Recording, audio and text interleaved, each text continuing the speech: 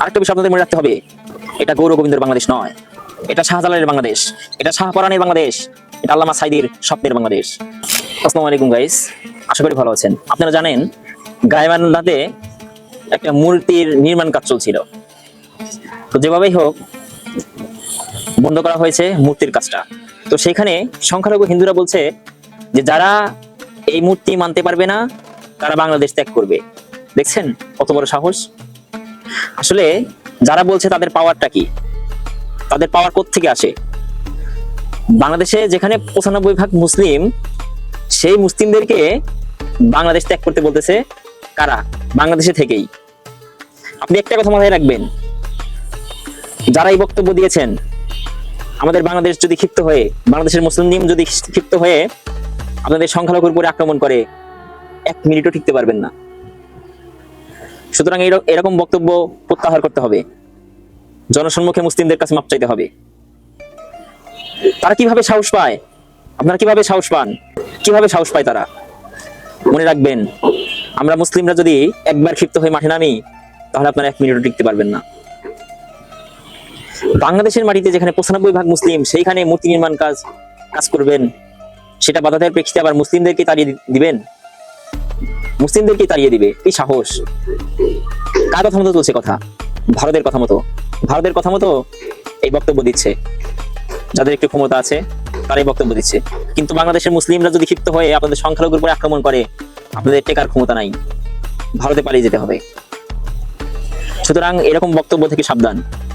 আর আমি সকল মুসলিম ভাই বোনদেরকে বলবো, আপনারা সবাই সজাগ থাকবেন। আর হ্যাঁ, সরকার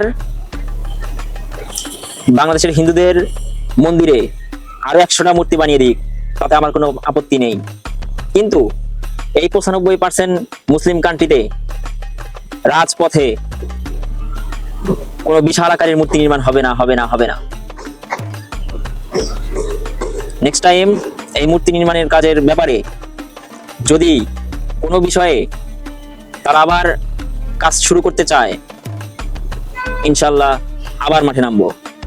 আর হ্যাঁ, তোমাদের এই বক্তব্য 1 সেকেন্ডও টিকবে না। নেক্সট টাইম আর এরকম কথা বলবে না। আর বাংলার রাজপথে কখনো মূর্তি নির্মাণ হবে না। তোমরা মন্দিরে মূর্তি বানাও, মন্দিরে হাজার হাজার মূর্তি বানাও, তাতে আমাদের কোনো দুঃখ নাই। আমিও চাই বাংলাদেশে যে বর্তমান রানিং সরকার আছে, তারা তাদের মন্দিরের ভিতরে আরো 100টা বা 1000টা বা লাখটা মূর্তি বানিয়ে দিক, কোটি কোটি টাকা, হাজার হাজার কোটি টাকা বাজেট করে বানিয়ে দিক, তাতে আমাদের কোনো দুঃখ নাই। আমরা মুসলিমরা আমরা কোনো কথাই বলবো না যে কেন বানিয়ে দিল।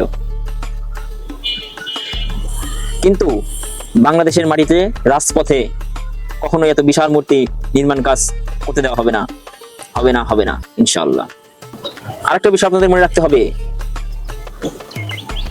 এটা গৌর গোবিন্দের বাংলাদেশ নয়, এটা শাহজালালের বাংলাদেশ, এটা শাহপরানের বাংলাদেশ, এটা আল্লামা সাইদির স্বপ্নের বাংলাদেশ। এখানে কোনো রামের কথা চলবে না, কোনো মুদির কথা চলবে না। তো যাই হোক, আজকে এই পর্যন্তই। ভালো থাকবেন সবাই। আসসালামু আলাইকুম ওয়া রাহমাতুল্লাহি ওয়া বারাকাতুহু।